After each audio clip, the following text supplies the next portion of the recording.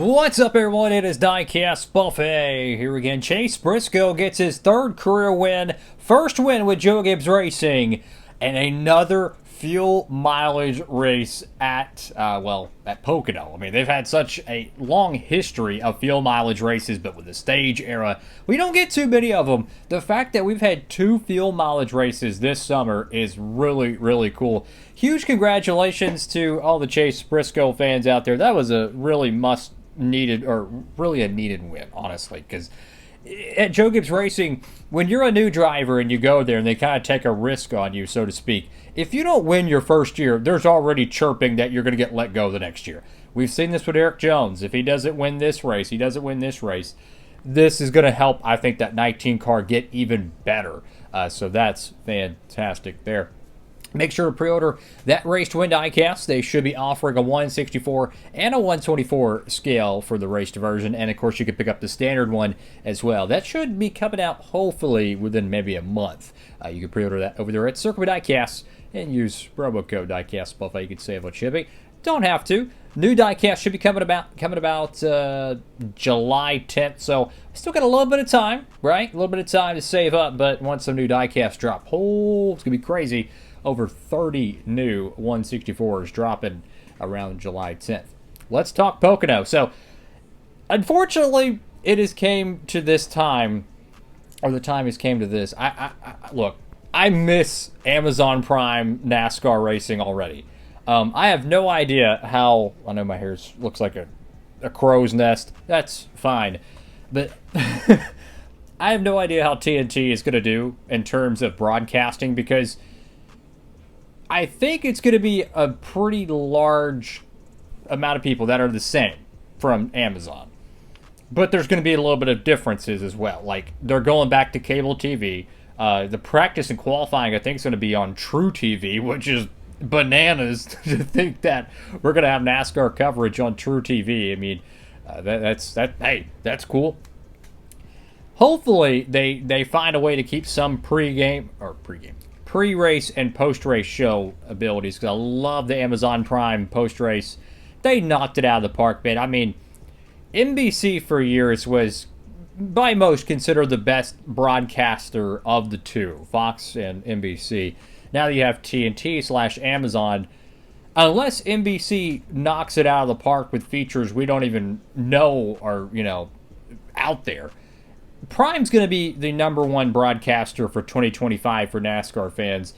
And it's really unfortunate they only have 5 of them. So I really wanted to enjoy this Pocono race. There was a lot of interesting strategies. I mean, you had drivers on, I think, 2 or 3 different pit strategies. Short pitting, staying out long, trying to catch the cautions.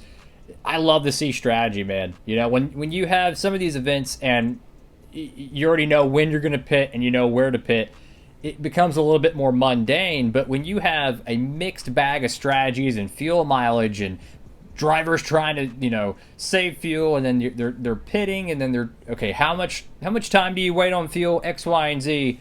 It just adds so much to it. And then, oh, by the way, they're like 3 and 4 wide going into turn 1 on every restart. Awesome stuff. Unfortunately, more struggles for the 8 car. I'd say every single week, man, it seems like something happens to that 8 car. I feel bad for Kyle Busch or their fans. I don't understand why he would want to go back to Childress. I don't know, man. There's got to be. It's getting to the point, guys, where I feel like 2010 Jimmy Johnson would struggle in this 8 car, because every single week they're having a pit problem, whether it's the driver or the crew chief. They're getting wrecked by their own mistake, or they're getting involved in someone else's wreck, or the car is just slow, or they have a part failure. I mean, just every single thing, it just keeps happening to this 8 car. And it's just sad to see. I feel for the Kyle Busch fans, man. You get so used to watching him dominate the sport, and then he has 3 wins at Childress, and you're like, oh boy, Kyle Busch is back. And I mean, it's getting to the point where I feel like he would be more competitive in a Rick Ware racing car. Like, maybe just a change of scenery, because clearly they just can't get the ducks in a row.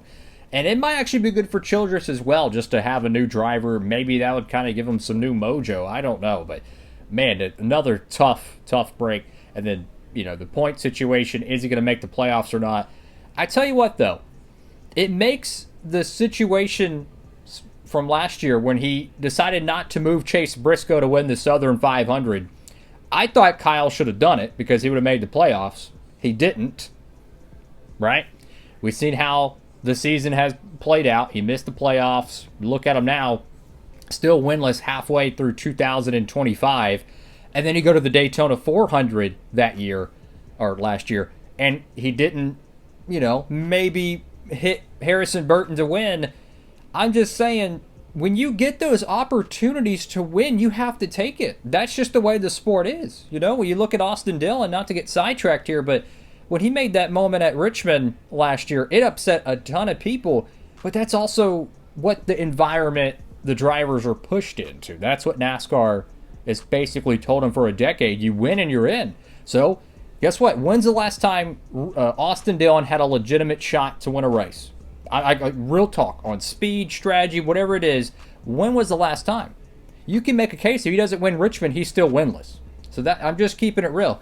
You got to take advantage of those opportunities. That's why you see the hosts of ours, you see the Chastains throughout the years making extremely aggressive moves. You never know when that next opportunity's coming. So to the end of the race, Briscoe held on with enough fuel mileage. Denny Hamlin was my pick. The dude's like the best at Pocono statistically. I figured he would have another good shot to win it. And, I had to make up for last week's pick. I picked Tyler Reddick. That was a terrible pick, unfortunately, even though I like Reddick. He just had no speed at Mexico City. Hamlin did finish second. And then, of course, Briscoe, I don't know how he saved enough fuel. It's interesting. More times than not, when they say they're short on fuel, they find a way to save enough. So I don't know if they're playing a little bit of poker on the radio, or maybe they're just getting better at fuel mileage. Overall, I really enjoyed it. I love Pocono. I wish they would have 2 race dates there. It was interesting with the rain. I looked at the weather forecast because I try to do it each week. I try to look at, what's the weather so I can kind of expect if it's going to be delayed or not. And I checked Saturday multiple times and it had like less than maybe 5 or 10% rain. I'm like, okay, it's not going to rain then, right? And then I woke up and I'm like, wow, there's like a giant band of rain dumping on the track. Where did that come from? So that was interesting. Fortunately, we were able to get the race in today. Thank God for that. Moving forward, NASCAR is going to be on TNT. They're going to be going to Atlanta. It's going to be fun. It's a night race. I love night racing. That's all for now. Awesome stuff. Diecastbuffet signing off.